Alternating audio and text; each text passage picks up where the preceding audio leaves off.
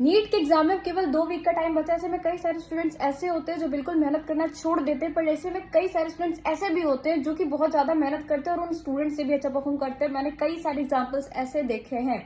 Even जब मैं अपनी नीट की प्रिपरेशन कर रही थी तो मेरे मार्क्स बहुत सारे स्टूडेंट्स से बहुत कम आ रहे थे जो कि मेरे बैचमेट्स थे, पर लेकिन नीट के एग्जाम में मेरे मार्क्स ज्यादा आए थे। क्यों? क्योंकि मैं पैनिक नहीं हुई थी। मैंने जो जो चीजें उस टाइम पे करी थी वो सब मैं इस वीडियो पे कवर करूंगी।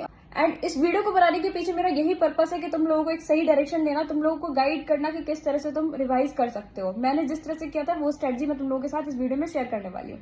सो first of all 2 weeks left in the NEET exam. तो करना क्या है, तुम्हें बिल्कुल पैनिक नहीं होना। As I told you, panic होने से क्या होता है, जो चीजें हमें आ रही होती है हम वो भी भूल जाते हैं।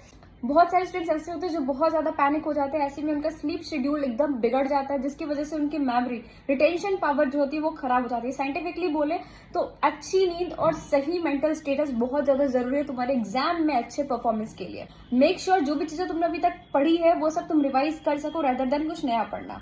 Should we study new things? Yes, you can if you have confidence on whatever you have studied till now. ठीक है। अदरवाइज जो चीजें तुमने पढ़ी है उसको भी तुम रिवाइज नहीं कर पाओ। जो चीजें तुमने नहीं पढ़ी है उसकी क्या गारंटी है कि तुम एग्जाम टाइम तक वो चीज रिटेन कर पाओ या उस चीज से कोई बढ़िया आउटकम निकाल पाओ, 4 नंबर लेके आओ। कोई गारंटी नहीं है इस चीज की। पर जो चीजें तुमने पढ़ रखी है उन चीजों को तुम रिवाइज करके उसमें अच्छा स्कोर लेके आ सकते हो। तो रिवाइज कैसे करना है? तो 2 तरीके के स्टूडेंट्स होते हैं। पहले वो स्टूडेंट जिनके पास है नोट्स, अब दूसरे वो स्टूडेंट जिनके पास नहीं है नोट्स। मैं हमेशा बोलती हूँ स्टूडेंट्स को नोट्स बनाना, क्योंकि नोट्स ही वो चीज है जो तुम्हें बाद में काम आएगी। अभी तुम नोट्स बना रहे हो, तुम्हें लग रहा होगा क्या फालतू काम है, पर लेकिन जब नीट का टाइम आएगा ना, जब इतना बड़ा बल्क तुम्हें याद करने के लिए होगा, रिवाइज करने के लिए होगा, उस टाइम पे नोट्स ही काम आता है। चलो, जिनके पास है नोट्स उनको करना है नोट्स रिवाइज। उसके बाद तुम्हें क्वेश्चन प्रैक्टिस करना है। नोट्स करने के बाद जो भी चीजें तुमने गलत करी, मॉक टेस्ट दिए, जो पार्ट वाइज टेस्ट दिए, उन सब में जो भी चीजें तुमने मिस्टेक करी उन सबको दोबारा से करना है।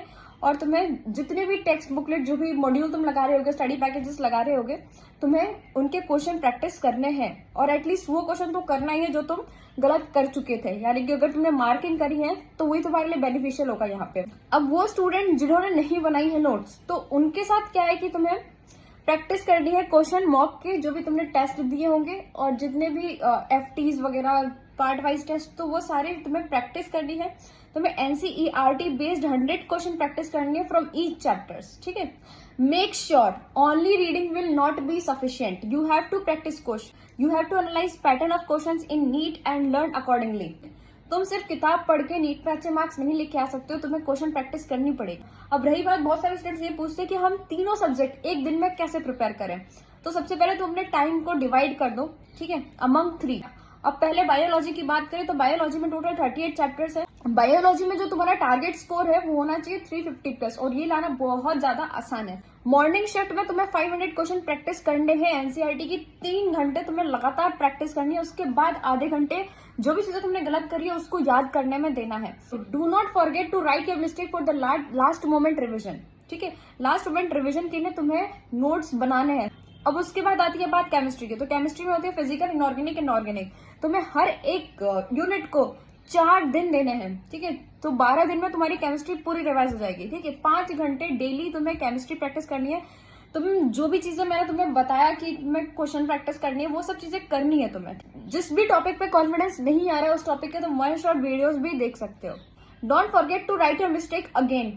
तो टारगेट जो होना चाहिए तुम्हारा केमिस्ट्री में 160+। अब क्योंकि तुम्हारे केमिस्ट्री और बायोलॉजी से अच्छे खासे स्कोर आ जाएंगे तो फिजिक्स में तुम 120, 140+ भी अगर तुम स्कोर करते हो तो भी तुम सेफर साइड में हो। फिजिक्स तो तुम्हें एज मच यू कैन तुम प्रैक्टिस कर सकते हो। फिजिक्स में जो इंपॉर्टेंट टॉपिक्स है वो मैंने ऑलरेडी उसकी वीडियो बना दी है। वो वीडियो की लिंक मैं तुम्हें आई बटन में दे दूंगी। तुम्हें कहीं भी अगर लगेगा कि फिजिक्स में तुम अच्छा स्कोर नहीं कर पाओगे, फिजिक्स हमारी बहुत वीक है, उस वीडियो को देख लेना। ठीक है, उसमें जो इंपॉर्टेंट टॉपिक्स है वो प्रिपेयर कर लेना। उसके 100 क्वेश्चंस और बुकलेट जो तुम्हें मिलती है कोचिंग से, वो उसके सारे क्वेश्चन कर लेना। ठीक है, तो टारगेट तुम्हारा 140+ होना चाहिए। तो रिवाइज एवरी पीवाईक्यू करना है तुम्हें। इंपॉर्टेंट चैप्टर्स भी प्रिपेयर करने हैं। उसके बाद लास्ट पॉइंट आती है ट्रस्ट योर सेल्फ। अब ये मैं क्यों बोल रही हूँ, क्योंकि मैंने ऐसे कई सारे स्टूडेंट देखे हैं कि जो इनिशियली परफॉर्म नहीं कर पा रहे थे, बट लेकिन वो होता है ना, जिद होती है उनके अंदर, वो कर जाते हैं। आखिरी के 2 हफ्ते में मैंने बहुत सारे स्टूडेंट को बहुत ज्यादा इंप्रूव करते देखा है खुद को। उसका एक एग्जाम्पल मैं भी हूँ, आपके सामने बैठी हूँ।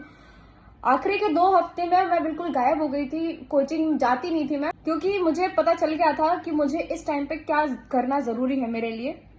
मैंने कोचिंग जाना छोड़ दिया था, लोगों से मिलना बंद कर दिया था, बस एक ही चीज पे काम करती रहती थी, जो मेरे मिस्टेक्स, जो मैंने मिस्टेक पूरे साल करे हैं, जितने भी क्वेश्चन पेपर मैंने लगाए सब इकट्ठे करे, सबके जो क्वेश्चन में से गलत हो गए थे वो सब मैंने फिर से प्रैक्टिस किए और उन्हें याद किया, और यही चीजें मैंने करी थी अपने आखिरी के 10-12 दिनों में। तो यही तुम्हें भी करना है, अगर तुम ये कर सको तो that will be beneficial for you. And I hope कि तुम सब काफी अच्छे मार्क्स से नीट में एक अच्छा गवर्नमेंट कॉलेज लो और सिलेक्शन कराओ अपना। So this was all about this video. Don't forget to subscribe this channel. Thank you for watching.